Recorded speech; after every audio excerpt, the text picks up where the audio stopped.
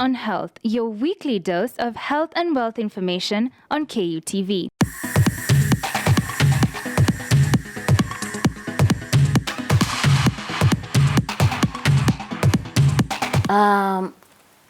Depending on the size, on the location of the fibroids and the number and the size of the uterus, there may be no complications at all. For small fibroids that are not within the cavity, they don't usually tend to cause a lot of issues. So it really depends on those factors. How many are they, how big are they, and where are they located? Because you may have big fibroids, but they are on the outer layer of the uterus, so they are not causing much bleeding, but they are actually big. But for smaller fibroids within the cavity, the bleeding can lead to anemia. Then anemia leads to heart failure over time. If it's not managed, long-standing anemia can cause heart failure. And also now, because of this pressure on the veins of the legs, that continuous compression on the veins and the arteries can interfere with blood supply. So you find blood is not flowing properly. So these patients can end up with blood clots, which can cause other problems, because if a blood clot dislodges maybe from the leg to the chest, then that becomes fatal. Then now the rest are like the symptoms that we've spoken about, the pressure symptoms, the pain, and then now complications during pregnancy. It's very informative. So let's not talk about the diagnosis. How do you go about that? So if a patient comes to me and I think they have fibroids, first I will take a history. I listen to them. I find out what the issue is. So probably they'll tell me they're bleeding too much. Maybe they have prolonged menses, and then maybe those symptoms to do with anemia, like they have headaches, they just feel constantly tired and easy fatigability. If they do a small chore, they just feel like they're passing out. They're not able to do jobs that they used to do before because they're low on energy, they have headaches, those kind of things. So we take a history from the patient, and then we examine this patient. We look at the eyes to check, and the hands, we want to check, are they looking like they're pale, sort of whitish, to indicate that the blood levels maybe are low. We look at the legs, are they looking like they're swollen, edema, which can be a pointer towards heart failure. Then we examine the abdomen. We want to feel how big is this uterus. Are you able to feel it? Because a normal uterus, which is non-pregnant, you should not feel it abdominally. It's usually within the pelvis, hidden. But if you're feeling it, then it means it's enlarged. So we want to know how big is it. And then from there we want to send them for investigations. We do a full blood count, because we want to know, is there anemia, and if there is, how bad is it? Then you also send them for an ultrasound of the pelvis. We want to see, are there fibroids and how big are they? Because not every other mass is a fibroid. It could be a cyst arising from the ovary or something. So we need to do an ultrasound, and depending on what the ultrasound scan says, then we decide, are there other imaging that we need to do, like an MRI or something. Then now from there, with tying all that together, we should be able to come up with a diagnosis. And now once diagnosed, how do you go about the treatment? Again, treatment depends on the size, the symptoms, and the location. So if it's a small uterus that you can't feel abdominally, they're not bleeding, it's not giving them problems, we may not need to do anything about it. Those ones we just follow them up to see if they're regressing or they're growing big. So we don't treat all fibroids. It depends on the size, the symptoms, and the location of the fibroids.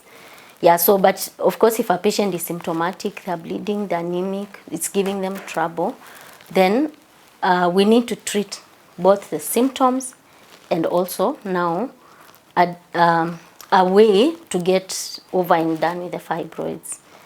So if the patient is bleeding, actively when they're coming to us, then we need to sort out the bleeding. We need to give them drugs. Like there's a drug we call tranexamic acid. We need to give that to try reduce the bleeding as we wait to sort out the fibroids.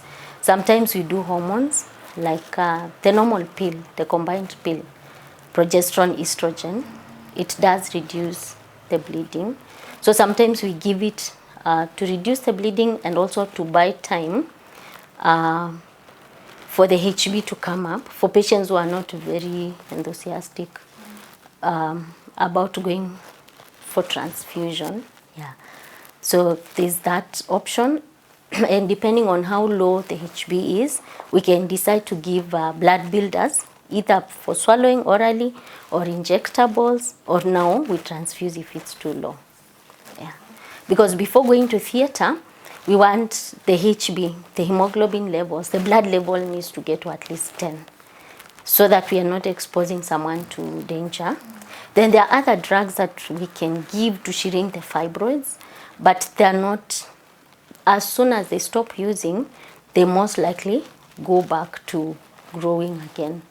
So it's like just like a stopgap to reduce the bleeding and also to try build the HB and shrink the fibroids as we try to figure out what this patient wants. Because even as we are treating, we also consider their desire for fertility. Do they still want children, or now they've had enough children? So that is another big factor to consider. So there are those some hormonal treatment. It creates some sort of menopause. We call it pseudomenopause. So it just knocks off the hormones from the brain. So by so doing, you suppress the estrogens, the progesterones, all the hormones. The luteinizing hormone, the follicle stimulating hormone. So that one, those ones, they act on the brain. Yeah, like a drug we call Zoladex. We give them as depot under the skin. So we do for about 3 to 6 months because of the side effects. So we don't go beyond 6 months. But it's just like a stopgap, because when you stop using, they sort of come back. Yeah, they keep growing again. Then there's another method called uterine embolization, which is like, this one is done by interventional radiologists, not by gynecologists. So it's like clogging the uterine vessels to reduce blood supply to these fibroids. It's expensive in Kenya and not very widely available. So it's not widely practiced, but it's an option. Yeah. And then now the rest is surgery, which is like the main mode of treatment. And we can either remove the fibroids and leave the uterus, a procedure we call mammectomy, or we can remove both uterus and fibroids. If this patient, depending on the size of the fibroids and desire for fertility, what the patient wants. You can even find a patient who has had enough children, but they just don't want to lose their uterus, and it's within their right to ask to retain their uterus. So it's very, the patient also has a lot of say within their own management. But when we remove the fibroids and leave the uterus, there's a chance of the fibroids coming back. They do recur.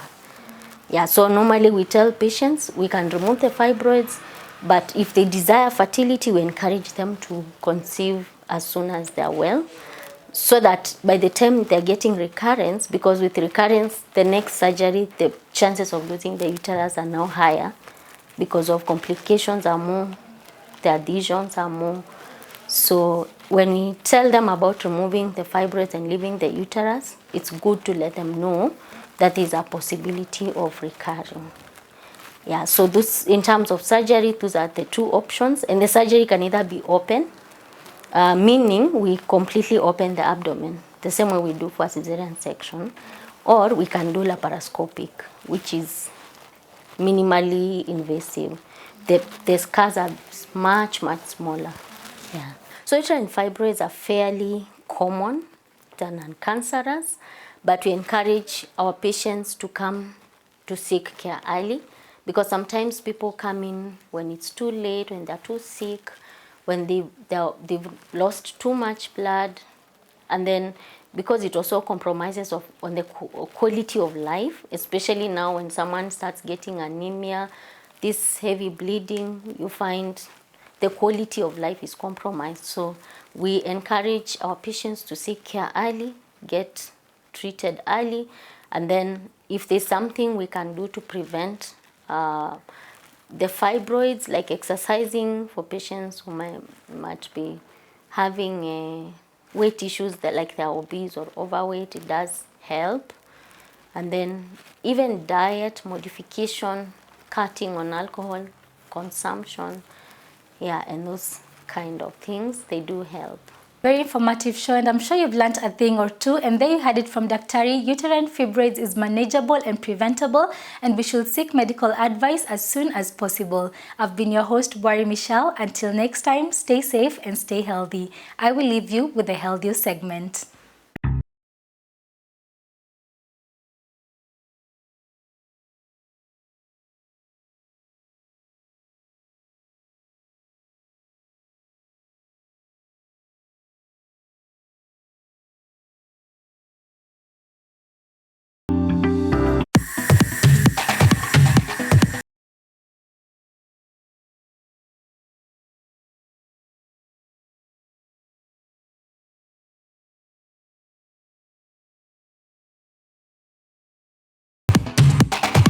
Focus on Health, your weekly dose of health and wealth information on KUTV.